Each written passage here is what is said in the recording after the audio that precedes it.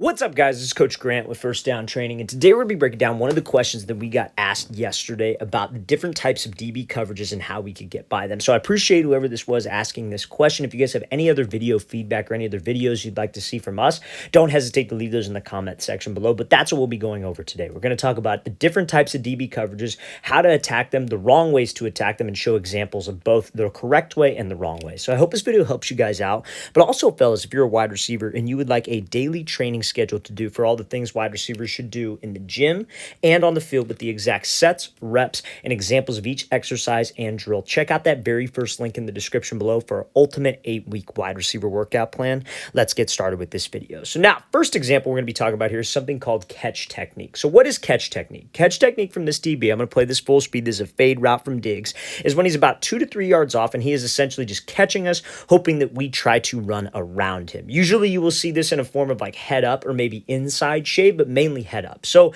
when we have this 2-yard gap of space, a DB is trying to just essentially hope that we just try to run around him so he can catch us by getting hands and squeeze us to the sideline or to the inside if he has help. So let's say, for example, Stefon Diggs is running a fade here, right? So we have this catch technique, look, 2 yards off. He's hoping that Diggs, because he's 2 yards off, just tries to run around. He's just going to try to beat him with speed to the outside. That is exactly what the DB wants him to do so he could get hands right into his hip and squeeze him to that sideline. So pre-snap, if you see that DB is 2 to 3 yards off, let's and his eyes are on us. That is a very important thing. 2 to 3 yards off, eyes are on us. That tells us that it's man. That is catch technique. So how would you go about beating it? You would do exactly what Diggs does. You would want to close the distance and try to step on the toes of the DB. So what he does, comes off the ball, he attacks him, closes the space, and gives this move to the inside. Could he have sold this move a little bit better? I think so. This is a quicker developing fade, so he doesn't have all day off of the line. But the main thing when going against catch technique, no matter what route it is, we have to close the space and try to step on the DB's toes and threaten him in a direction, whether that be outside, whether that be inside. But main thing is we have to close the distance. Let's play this thing again, full speed one more time. So this is catch technique. That is the first DB press coverage technique that we're going to look at. And now we're going to talk about some zone coverage techniques from out of the slot and from the outside. And we're going to talk about how you guys can beat, maybe a linebacker and a safety over the top. But first, let's talk about this kind of very basic zone coverage example. Then we'll get into the more advanced stuff. So zone coverage from the outside. So if you're an outside wide receiver and you come up to the line and you see a DB who's outside shade and he's kind of facing, in this case, he's facing him and his eyes are on him, but I want you guys to watch post-snap how his eyes get to the inside and he starts to turn his body inside. So let's play at full speed. So a lot of DBs will come out in a pre-snap look like this, where they'll be facing their right, like before the snap is even called, or they will get into their pedal and turn like this. That is zone coverage outside shade. So when he's zone coverage outside shade, you see Justin Jefferson's running an out route. He's coming up, he's attacking the inside shoulder using a rocker step and giving the QB space to throw him open. So the main tells, I would say, when it's zone coverage is number one, probably that he's outside shade, but he can be in zone coverage head up. He can be in zone coverage a little bit inside shade. I think that's probably the dumbest form, but his eyes are going to be at the quarterback and he's going to be in either a backpedal stance or a turned and like crossover run stance, if you will. But that he's going to be also about maybe 7 to 10 yards off. That's how you can tell that it's zone. Now, when he's outside shade like this, it's the same principles as if you were attacking a guy off the line who's maybe in press. You have to attack his leverage or attack one of his shoulders. So let's say, for example, Justin Jefferson is running this 10-yard out route, right? Let's say, for example, it's a post. So let's say it's a post route, and we have this outside shade look. When he's outside shade, what does that usually mean does he have to the inside? He has safety help to the inside. That means that he's outside shade because he's trying to prevent the out route, the fade route, the comeback. He's trying to force everything to the inside, funnel everything to his safety. So when we see this outside shade zone, I know that if I threaten him or if I run to the outside, what's he probably going to do? He's probably going to keep his leverage and stay in his zone. He's probably going to weave, as we call it. That's more of like an off-man coverage technique, and we're going to talk about off-man coverage in a second and how to tell the difference between the both. But when he's in the zone and we attack that leverage and threaten him where he doesn't want to go, that's probably what's going to get him to move and keep his leverage. You can kind of see it right here as Justin Jefferson's getting up into this route. Now, If you had to run a post route, that's what you do. You would attack him, you'd give him a stem, he would widen, you'd maybe give like a hard fake outside, and you could run a post, making a bigger window. But now we see on this example, Justin Jefferson's running an out route.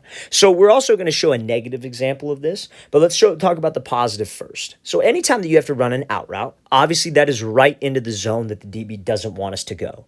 So when it's zoned like this, and you have to run this out, you want to attack his inside shoulder because the goal is to try to sell fade or to try to sell some kind of inside route like a post or a dig to hopefully get him to commit. So Jefferson comes off here, he attacks that inside shoulder, gives this rocker step, right? So he gives this hard fake to the inside, making it look like a post. We get the DB to bite, and then we could slip under and run this out route. Now you might ask, why wouldn't I just run at him and attack his leverage and then just try to break on the out? Why do I have to attack his inside shoulder? Because on any kind of outside breaking route, you need to give the quarterback space to throw you open. So if I'm running a comeback route, I'm breaking at 15 back to 12. The QB is trying to lead me to 12. If I'm running an out route, the QB is not throwing it right at 10. He is leading you upfield. If I'm running a fade route, the QB is trying to throw me downfield and throw me open. So you need to give him space to do so. So if you force it and you just keep running out here and this DB keeps weaving, you're not giving him enough space to throw you open. You're cutting down the space, which is bad for the route and bad for the timing. So let's play this thing again, full speed one more time. Great job by Jefferson understanding how to attack that zone coverage, and that is how you would recognize zone.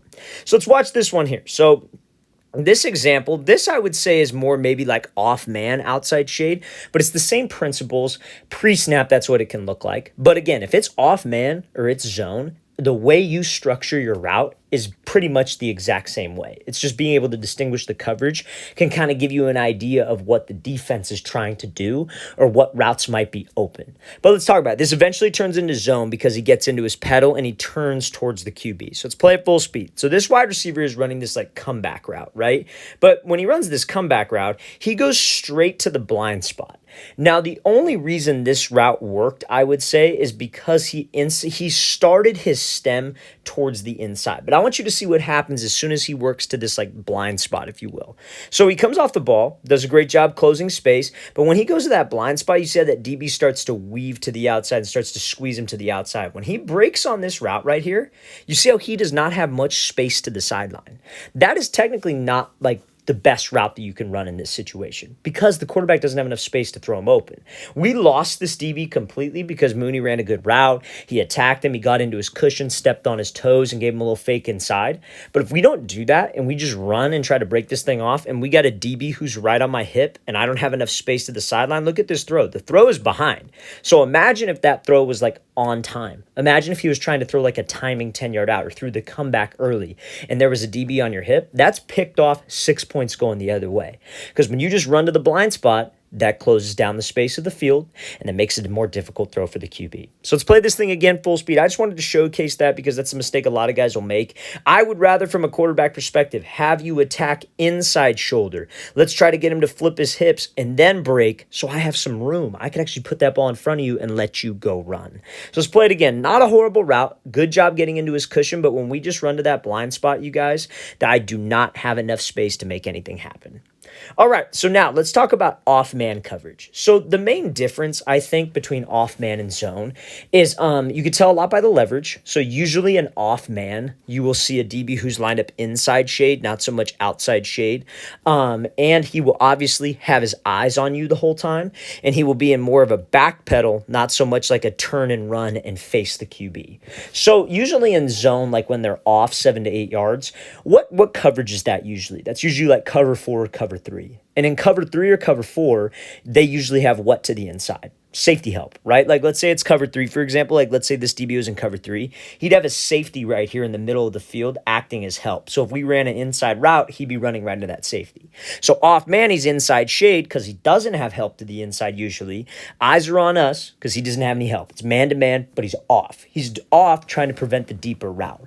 So this is going to be a post route against inside shade, off man coverage. So this wide receiver does a great job of attacking the outside shoulder of the DB. That is the main key here. Anytime that you have off man, you have to run an inside breaking route or an outside breaking route. So it's really just the same concept as that zone coverage look. Because like Think about it, that when we had to do that out route against outside shade zone with Justin Jefferson, what did he have to do? He attacked the inside shoulder of the DB. So when he attacked the inside shoulder of the DB, that flipped his hips because he was running a route to the leverage. So now we're running a post route that is to the leverage of the DB. So it's an inside route to inside leverage. So we have to attack his outside shoulder now.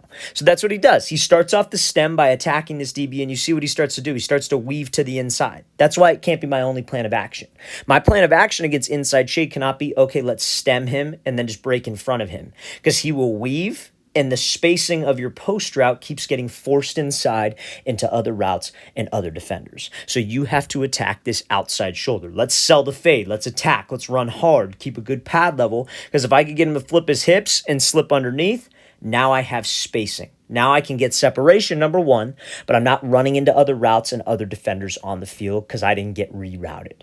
So fellas, you have to understand the difference between off man and zone, and know that when it's off man and zone, attacking leverage, attacking a shoulder, it's all based on the route that's given. It's not based on the coverage. You wouldn't approach it any differently. So let me ask you one more thing. So if you were here and he was inside shade off man, and let's say he had to run a 10-yard out, would you just run to the outside?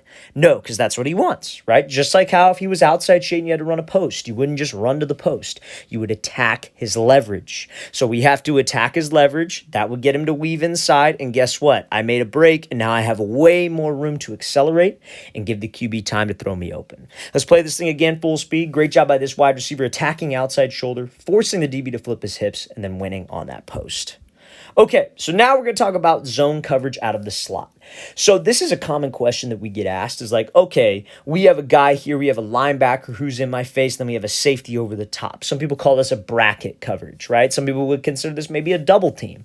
This, I would say, let's talk for just the sake of examples, is like, let's say it's cover 4, right? So like, let's say they got 4 down linemen, 3 linebackers, and this is like the Sam linebacker in front of me. So usually this guy's job is to try to get hands and be as physical as possible, and then this guy, it pretty much turns into man coverage with this safety at a certain point when you push up vertical, if he doesn't have any threats to his zone.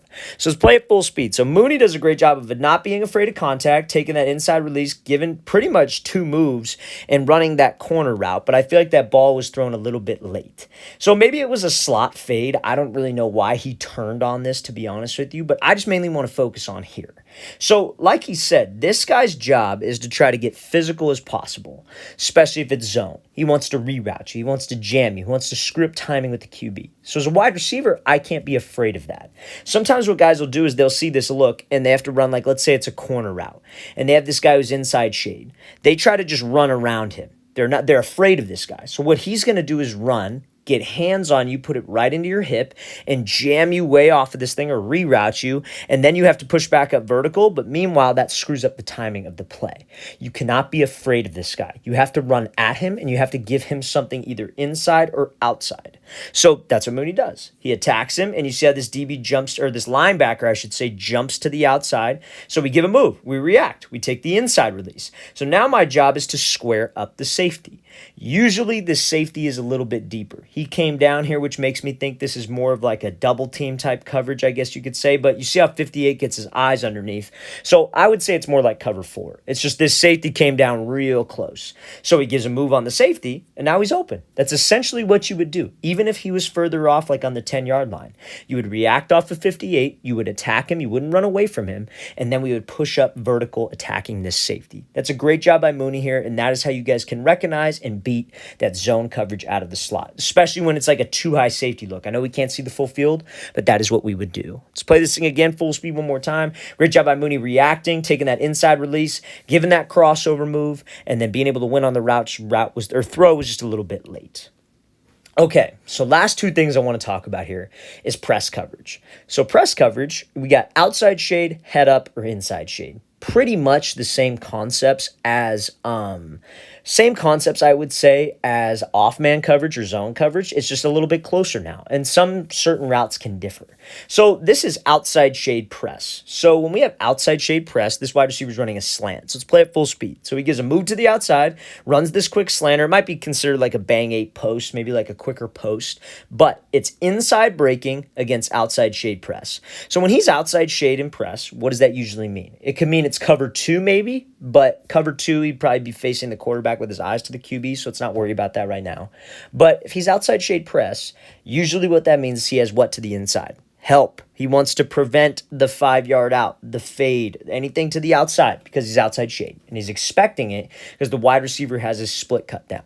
So as a wide receiver, we got to know if I have an inside breaking route, I can't just run it. Because if I just try to run off and just take off to the inside, he's going to get hands, squeeze me to the inside, and I won't have any space. So we have to threaten his leverage outside, try to get him to jump outside so I could take a free inside release. And that's what he does. So he attacks that leverage. Very similar to what you would do if, let's say, we came off the ball, this DB was outside shade and zone, and you had to run a post, what would you do? You'd attack his leverage to widen him, and then break on the post. So that's exactly what Lazard does right here. He attacks his leverage, gives him a move outside, then pushes back up vertical and wins on the post to the inside. Now, let's watch the thing again full speed, and then we'll talk about inside shade press and one of the mistakes that guys will make against press coverage. So now, this is going to be a 10-yard out versus inside shade press. So when I have inside shade press and I have to run a 10-yard out, what do you think you should do?